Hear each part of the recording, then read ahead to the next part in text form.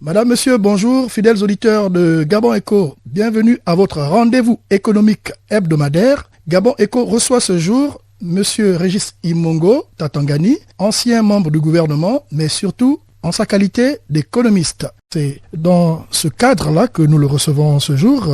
Avec lui, nous allons débattre sur les conséquences économiques et financières liées à la pandémie du Covid-19, appelée aussi coronavirus. Monsieur le ministre, plusieurs mesures économiques et sociales ont été prises dernièrement par les plus hautes autorités de ce pays. Peut-on avoir votre lecture par rapport à ces mesures économiques et sociales? Merci à M. Gérard Malécou de m'avoir invité à cette émission Gabon Économie, dont le thème est l'impact de la pandémie du Covid-19 sur notre économie. Il est clair que le Gabon, comme tous les pays du monde, et notamment les pays d'Afrique saharienne, est touché par cette maladie et le gouvernement très tôt a eu à prendre des mesures qui consistaient à éviter une certaine diffusion de cette maladie. Et dans la foulée, récemment, le chef de l'État a eu annoncé les mesures économiques et sociales qui permettraient de pouvoir limiter, donc atténuer l'impact du Covid-19 sur notre société, sur notre économie, afin de maintenir une certaine stabilité macroéconomique, une certaine stabilité sociale, malgré les difficultés qui sont présentes aujourd'hui, que le Gabon ne puisse pas souffrir durement de l'impact du Covid-19 au niveau de son fonctionnement. Vous demandez mon commentaire sur les mesures prises par le gouvernement depuis l'arrivée de cette pandémie au Gabon. Je dirais dans l'ensemble que les mesures prises par le gouvernement concernant la gestion de la pandémie ont dans l'ensemble été très bonnes. À la fois les mesures de sensibilisation avec comme objectif demander aux populations gabonaises d'appliquer les mesures barrières et les différentes mesures prises pour essayer de limiter les attroupements à travers la fermeture des bars, des restaurants et autres. Ce sont des mesures adaptées pour la gestion de cette pandémie. C'est vrai qu'on pourrait s'interroger sur la prise tardive de la décision d'arrêter les vols en provenance de Paris. Oui, on peut s'interroger. Mais en dehors de cela, je dirais que sur la gestion de la pandémie, le gouvernement a fait ce qu'il fallait. Et le Gabon a été l'un des premiers pays à mettre en place un dispositif de suivi régulier, transparent de la gestion de cette pandémie. Parmi ces mesures, beaucoup de compréhensions subsistent encore, notamment sur les questions liées au secteur du logement et du transport. Nous avons d'ailleurs vu dans les réseaux sociaux des images de personnes vidées par leurs différents bailleurs, ici et là. Quels commentaires faites-vous, nonobstant les nombreuses explications données par les plus hautes autorités du pays, et notamment par le porte-parole de la présidence de la République? Je pense que je n'ai pas un commentaire spécifique à faire là-dessus. Le chef de l'État a annoncé les mesures vendredi. Ce sont des mesures qui ont été travaillées avec le gouvernement. Ces mesures, pour la plupart, nécessitent la prise de certains textes afin de permettre l'application immédiate de ces mesures. Donc pour qu'il y ait cette mise en œuvre, il faudrait qu'il y ait des textes réglementaires. Et aujourd'hui, le jeudi, il y a un conseil des ministres. Je pense qu'au cours de ce conseil des ministres, plusieurs textes seront pris pour permettre la mise en œuvre accélérée des mesures annoncées par le chef de l'État. Je pense que soyons patients. C'est vrai que il y a la pression de la maladie qui est là, mais nous sommes jeudi, ça ne fait que 4 jours, 4 jours parce que il y a eu le week-end après. Donc le gouvernement travaille dessus. Il est clair que certaines mesures peuvent être appliquées immédiatement. Ça a été le cas par exemple des bus. D'autres nécessitent d'abord la prise en compte de certains aspects et surtout la prise de certains textes, parce qu'il ne faudrait pas mettre en œuvre des mesures dans l'anarchie. Il faudrait absolument que tout cela puisse être réglementé. Donc un cadre juridique est nécessaire par moment en ce qui concerne certaines mesures. Faisons confiance au gouvernement à ce niveau. Pour la mesure concernant les loyers, vous savez que c'est une mesure difficile. Donc là, il faudrait vraiment définir tous les contours avec précision et prudence, afin d'éviter de créer plutôt du désordre dans la prise en compte des différents agents économiques qui pourraient bénéficier de cette mesure. Ces quartiers touchés par les mesures du gouvernement, il n'y a pas le choix entre sauver les vies et puis essayer de maintenir une activité. C'est la quadrature du cercle. Donc on essaie de déplacer le curseur là où il le faut. Donc quand il faut sauver l'activité, on essaie de le faire pour l'accompagner. Quand il faut sauver les vies, il n'y a pas le choix. Il faudrait absolument avoir des actions fortes. Il est clair que pour cette catégorie d'opérateurs, on attend ce que le gouvernement annoncera. Après que le chef de l'État a eu à préciser quel dispositif serait adapté pour contenir les effets de cette pandémie, Mais je pense que le gouvernement a prévu quelque chose en ce qui concerne cette catégorie d'opérateurs. Monsieur le ministre, les frontières restent toutefois ouvertes, au-delà des mesures prises par les plus hautes autorités, pour permettre, n'est-ce pas, l'importation des marchandises, et notamment les produits de première nécessité, dont dépend notre pays. Mais malheureusement, plusieurs pays qui nous fournissent ces produits alimentaires sont confrontés à un problème de main-d'œuvre, justement lié au confinement des populations. Est-ce que cet handicap, est-ce que ce manque de main-d'œuvre ou cette pénurie de produits à l'échelle mondiale ne va pas aussi impacter le social, j'allais dire le quotidien des Gabonais? Maintenant, en ce qui concerne les mesures annoncées par le chef de l'État, ce sont des mesures bien calibrées dont l'objectif est d'essayer d'atténuer donc l'impact de cette pandémie sur l'économie gabonaise et sur la vie sociale des Gabonaises et des Gabonais. Maintenant, il reste au gouvernement de détailler, de mettre en œuvre ce dispositif annoncé par le chef de l'État afin que les populations gabonaises puissent être moins touchées par cette pandémie. Il est clair que, inévitablement, le Gabon va connaître un impact sur ses agréments macroéconomiques, une décroissance est inévitable. Comme ailleurs, je suivais dernièrement que les 3 premiers mois, en France, les 3 premiers mois ont été marqués par une décroissance du PIB de 6%. Se dire qu'aujourd'hui, cette pandémie vient compliquer la situation des économies mondiales et des économies d'Afrique subsaharienne notamment. Le Gabon n'y échappe pas. Mais le gouvernement est en train de tout faire pour éviter que cette pandémie puisse perturber durablement le cadre macroéconomique et la vie sociale des Gabonais.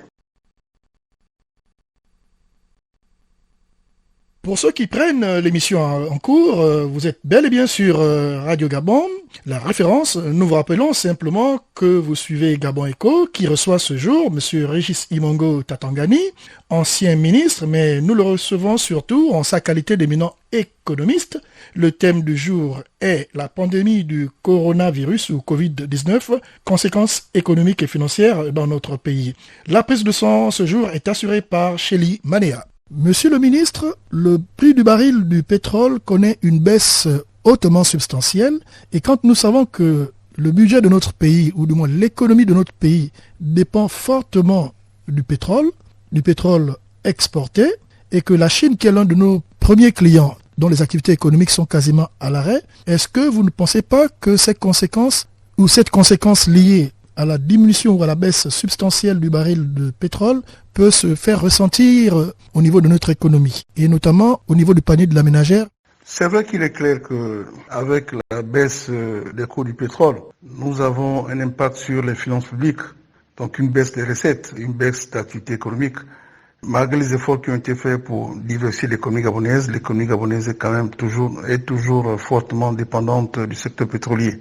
Les coûts du pétrole ont baissé, sont effondrés et à ce jour, le cours du Brent est de $35. Cette situation a un impact sur les recettes prévues dans le cadre de la loi de finances, parce que dans la loi de finances, le baril gabonais était prévu à $50.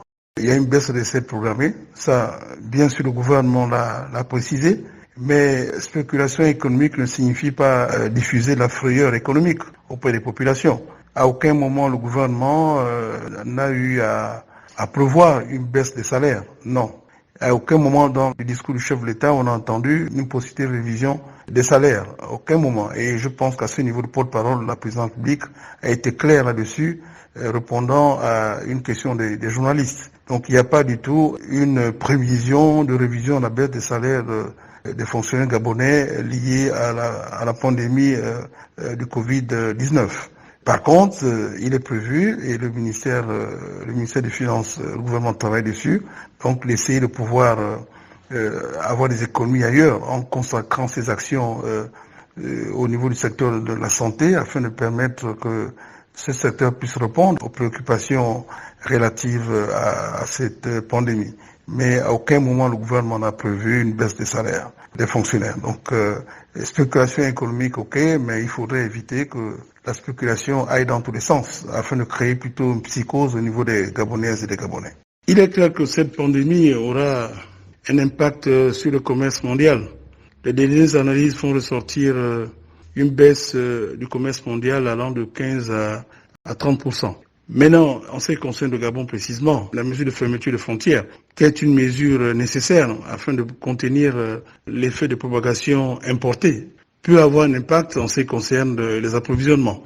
Mais je pense que le gouvernement a eu à prendre des mesures à ce niveau. Dernièrement, le directeur général de l'OPRAG rassurait les opérateurs économiques en ce qui concerne le suivi des opérations portuaires pour permettre que les importations puissent se dérouler dans la fluidité, donc de manière accélérée.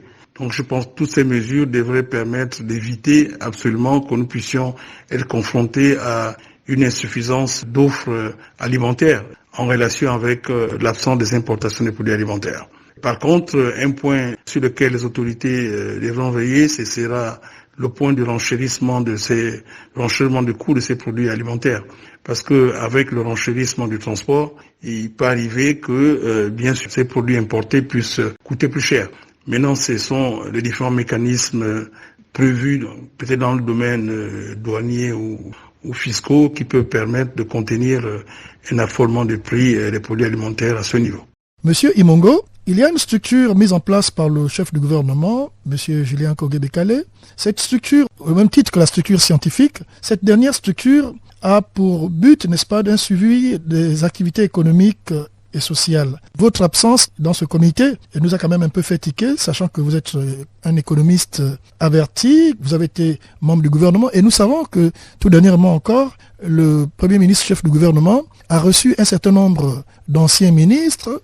On va peut-être les citer pêle-mêle, les anciens premiers ministres dont Simon, Casimir Oyemba, et même le ministre, pour ne pas dire le professeur Ondosa. Votre absence de ce comité et surtout, on allait dire le quasi-silence de ce comité qui, on ne va pas demander, n'est-ce pas, d'être aussi actif que le comité scientifique ou le comité médical, mais il y a comme une espèce de silence.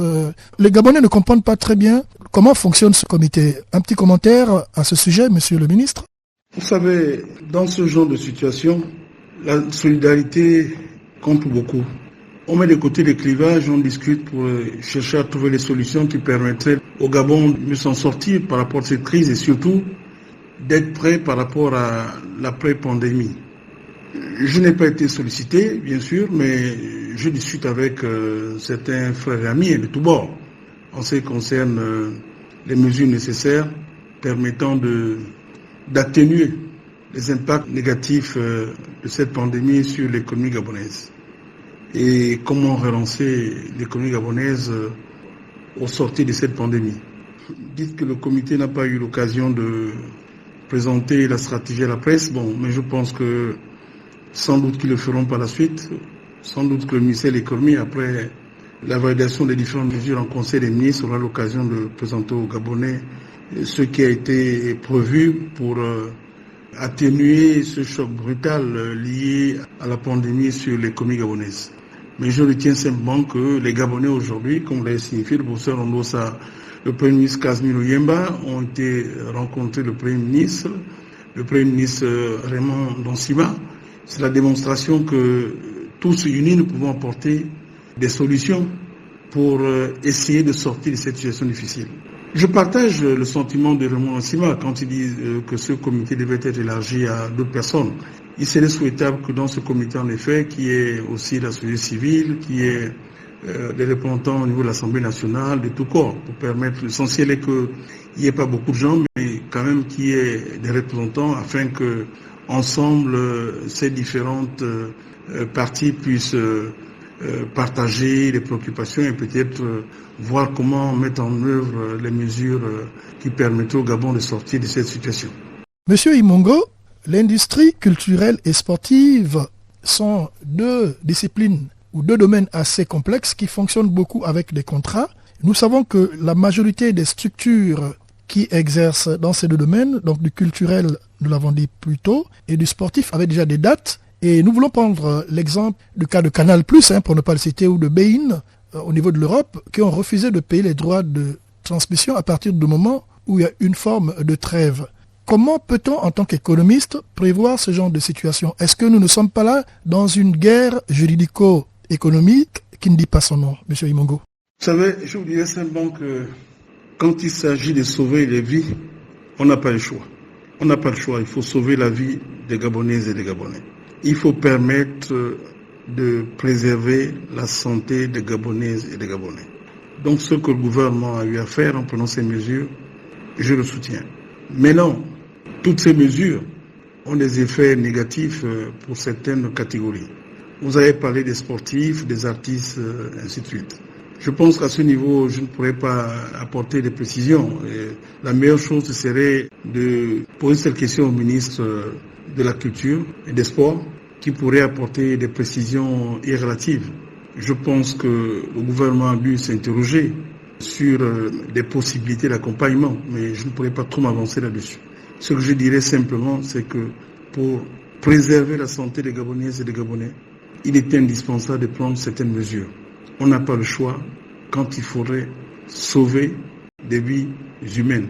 On n'a pas le choix quand il s'agit de protéger le présent et le futur des Gabonaises et des Gabonais.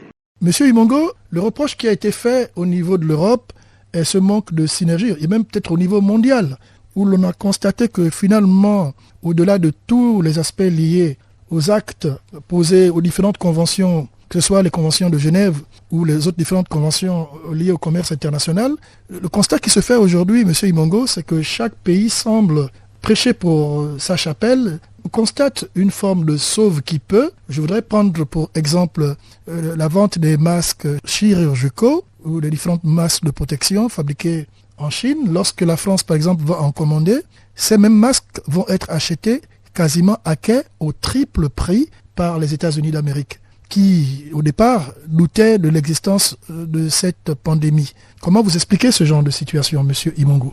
Je disais, une stratégie régionale est indispensable. C'est vrai, dernièrement, il y a eu une rencontre entre les ministres des communes des finances des pays de la CEMAC pour examiner ensemble une stratégie économique permettant de pouvoir sortir de cette situation. Vous considérez qu'il y a un silence, ils sont un peu discrets, mais je pense que le travail se fait. Peut-être qu'ils gagneraient mieux à expliquer ce qui était arrêté et qu'on commence à voir un peu qu'il y a un effet de visibilité en ce qui concerne les actions arrêtées au niveau de la sous-région, au niveau de la CEMAC. Mais je sais que dernièrement, le chef de l'État proposait une visioconférence ou bien une conférence call avec les différents chefs d'État de la CEMAC afin d'arrêter ensemble certaines mesures indispensables. Il est clair qu'une stratégie coordonnée est essentielle, surtout qu'il y a beaucoup à attendre de nos partenaires.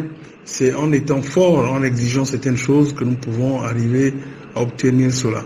Monsieur Imongo, il y a peut-être un aspect que nous n'avons pas évoqué durant cette émission. Pouvez-vous peut-être revenir dessus et édifier les auditeurs de Radio Gabon, s'il vous plaît? Monsieur Malekou, je voudrais vous remercier d'avoir pensé à me solliciter pour avoir une réaction par rapport aux impacts liés à cette pandémie. Je dirais simplement que nous sommes dans une période particulière. Nous traversons une zone de turbulence liée au coronavirus, comme tous les États, bien sûr, comme tous les États. Et dans ce contexte spécifique, il faudrait absolument que les pays africains puissent marquer une certaine solidarité. Les populations déjà africaines, les populations gabonaises, mais les pays africains une certaine solidarité pour pouvoir exiger certaines choses durant ce contexte spécifique. Pour pouvoir maintenir une certaine viabilité de nos économies, il est clair que dans ce contexte de morosité, les politiques contracycliques sont nécessaires. Mais nous savons tous que nos pays sont confrontés à un problème d'épuisement de marge de manœuvre budgétaire. Et nous savons aussi que nous sommes limités dans l'utilisation de la monnaie pour pouvoir résoudre certaines préoccupations, en tenant compte des règles dictées par la communauté par rapport à la Banque des États d'Afrique centrale. Il est clair qu'aujourd'hui, dans ce contexte spécifique, les multilatéraux se doivent de regarder nos États, pas avec du moins un esprit de mendicité, mais avec comme résolution de voir comment les aider dans ce contexte particulier. En Europe, vous voyez, la Banque centrale, la BCE, la Banque centrale européenne, a eu à injecter 750 milliards dans ses économies, à travers donc des mécanismes qui sont en relation avec, bien sûr, la politique accommodante qui est mise en œuvre par la Banque centrale européenne actuellement. Aux États-Unis, c'est un vaste plan mis en œuvre par le président Trump. Mais en tenant compte des contraintes que nous avons, des contraintes d'endettement, des contraintes aussi liées, des contraintes budgétaires, nous ne pourrons pas faire la même chose. Donc il est clair qu'aujourd'hui, les multilatéraux, que ce soit le Fonds monétaire, la Banque mondiale, les autres organismes multilatéraux, se doivent de regarder avec tout le recul nécessaire, de manière objective, la situation de nos pays. Comment dans ce contexte spécifique traiter la dette multilatérale pour tous les pays à revenus intermédiaires y compris. Comment dans ce contexte spécifique avoir un regard spécifique par rapport aux eurobonds qui ont été émis par certains pays. Parce que les pays vont être confrontés à un problème de capacité de financement. Pas à cause des problèmes liés à la gouvernance financière et économique comme certains disent. C'est vrai, il peut arriver qu'il y ait ces problèmes. Mais ce n'est pas cela aujourd'hui qui empêche les pays de pouvoir répondre à ces obligations. C'est lié à la profondeur même de ce choc. Ce choc a perturbé l'économie mondiale. Ce choc, c'est un choc TOF. C'est un choc de demande. Ce choc entraîne la détérioration des thèmes d'échange. Donc il faudrait absolument que nos pays puissent bénéficier d'un traitement adapté. Ce traitement, ce n'est pas la mendicité, mais ce traitement, c'est une réaction légitime, normale à ce choc brutal. Afin qu'au sortir de ce choc, nos économies puissent renouer la croissance inclusive et donner d'espoir à notre jeunesse. Je voudrais remercier le Gabon et particulièrement Gabon Eco pour cette émission. Et je terminerai en demandant aux Gabonaises et aux Gabonais de respecter les mesures barrières. C'est très important. Lavez-vous les mains chaque fois. Lavez-vous les mains avec le savon de façon permanente. Quand vous touchez à quelque chose, de façon permanente. Utilisez le gel hydroalcoolique de façon permanente. Soyez prudents.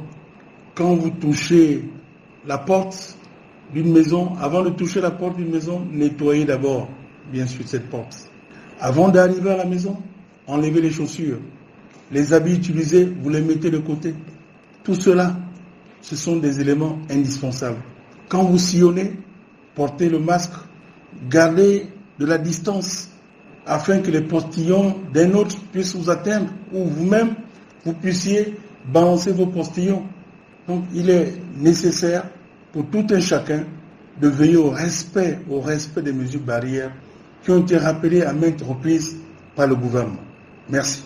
Madame, Monsieur, vous écoutiez Gabon Eco. Gabon Eco recevait ce jour Monsieur Régis Imongo Tatangani, ancien ministre, mais surtout économiste. Avec lui, nous avons débattu des conséquences économiques et sociales liées à la pandémie du Covid-19, appelée aussi coronavirus. Nous tenons absolument à remercier l'ancien ministre Régis Imongo Tatangani d'avoir bien voulu se prêter à cet exercice fortement gymnique. Cela a été rendu possible et grâce à la magie de la radio, nous avons pu établir cet enregistrement, notamment grâce aux nouvelles technologies. Malgré le confinement, nous avons tenu à respecter notre rendez-vous avec nos fidèles auditeurs de Gabon Eco. Merci encore pour votre confiance renouvelée. Surtout, ne quittez pas votre confort d'écoute et n'oubliez pas les mesures barrières à respecter, s'il vous plaît. Le saviez-vous ? Il existe des gestes simples à connaître pour empêcher la propagation du coronavirus. On les appelle les gestes barrières. Quels sont-ils ? Se laver fréquemment les mains avec un désinfectant à base d'alcool ou de l'eau et du savon. En cas de toux et d'éternuement, couvrez la bouche et le nez avec le coude fléchi ou un mouchoir. Jetez immédiatement le mouchoir et lavez-vous les mains. Évitez tout contact étroit avec une personne ayant de la fièvre et de la toux. Saluez sans se serrer la main. Évitez les embrassades. Nettoyez les objets et les surfaces souillées. Si vous présentez des symptômes de la grippe, fièvre, toux, éternuement, difficulté à respirer, ne vous rendez pas dans une structure sanitaire ou chez votre médecin traitant. Appelez le 1410. Pour votre sécurité et celle des autres. Point final à Gabon Eco de ce jour, nous avions à la réalisation et à la prise de son chez Limanea, Gérard Malécous et moi. À bientôt. Vous êtes câblé sur Radio Gabon émettant de Libreville, 88.7, 96.5 FM. Où que vous soyez, nous sommes avec vous.